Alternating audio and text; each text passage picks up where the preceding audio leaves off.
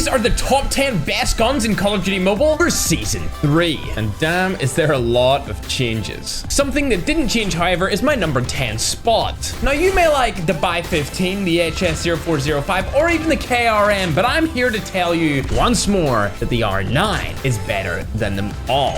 It may not have the best skins, but it certainly has the best potential to wipe out the full enemy team in one mag and also snipe people across the map. If you prefer fully auto weapons, however, the Holger is definitely one of your best bets, especially with its extremely large magazine. Bonus if you have the mythic. If you don't, use a red dot. The default iron sight is most certainly not the move. The M13, on the other hand, is great. Similarly to this multiplayer immersive fantasy game known as Call of Dragons, where you can explore beautiful 3D landscapes, build your own city, capture territory, and fight off enemy attacks in the best MMO conquest experience. There's 3 factions, each one unique in its own way, and I, of course, chose Spring Wardens. Being children of the forest, they use nature to survive, which makes their special ability a way to heal themselves faster. They are the protectors of life. I may have chose Spring Wardens because of her. Quan Win, aka Arrow of the Wind,